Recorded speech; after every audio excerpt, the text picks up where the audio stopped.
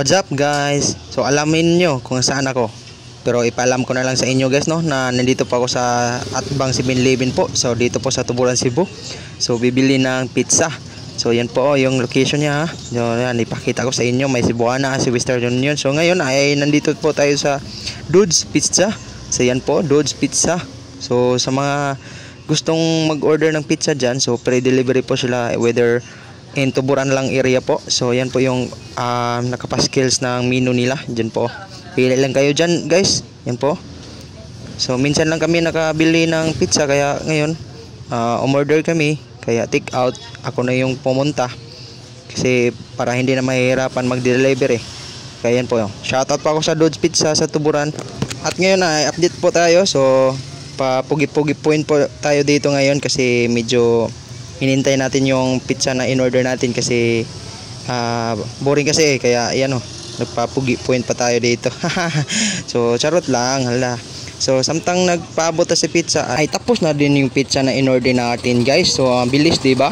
So yan po yun o, Dudes Pizza. So tara, samahan nyo po kami kakain guys ha. Let's go. So bababa muna tayo sa hagdanan guys at mahinahon para hindi tayo mahulog ba. So guys, ito na yung pizza in order namin. So konting kaalaman lang po guys is may nakita kami dito na kakaibang size po sa pizza. Pero okay lang kasi konti lang yung nakuha. Pero hindi po ako nag-judge na kinuha kasi wala po akong ebidensya.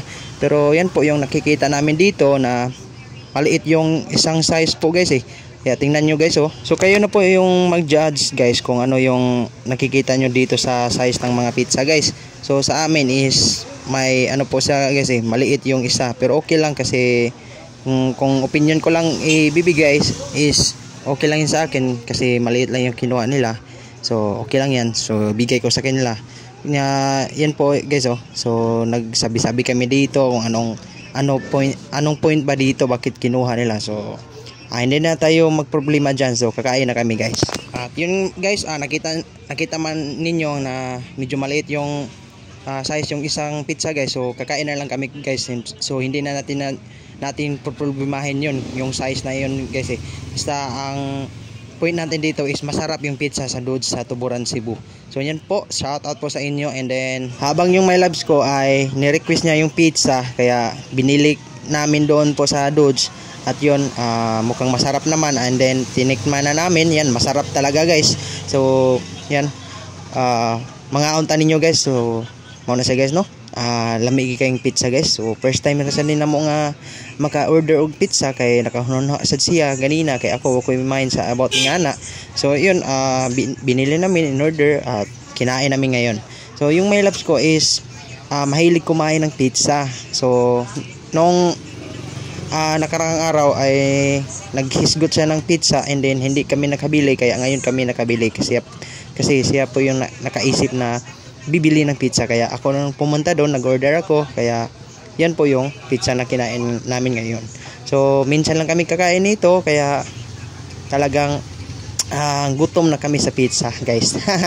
So share ko lang at share lang namin kung ano yung ganap sa buhay namin guys. So yung my loves ko pala ay may dinadalang tao, kaya mamaya magsusuka yan. Sayang yung pizza.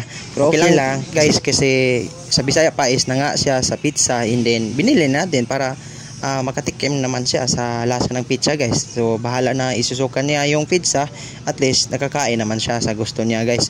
Kaya yan po yung dapat natin gawin guys ha. So dapat alagaan natin yung mga partner natin. So yun guys, wala kaming panulak dito, kaya hanggang dito muna tayo sa video natin guys. At yan po yung malaki yung bibig ko at talagang gutom sa pizza guys kasi ngayon lang po kami nakakain guys eh, kaya na-share ko sa inyo guys. Yan po yung pagkain namin sa pizza. So salamat sa pagtanaw at thank you so much sa mga supporter na ko dyan nga gamay pamtag supporters. Padayon lang ta. So sa mga hindi pa nakasubscribe sa YouTube channel natin, so paki-subscribe po sa LG Vlog. So nandun lahat ng video ko na i-upload araw-araw guys. So nandun po lahat ng mga ganap sa buhay. So see you sa next vlog. Bye bye.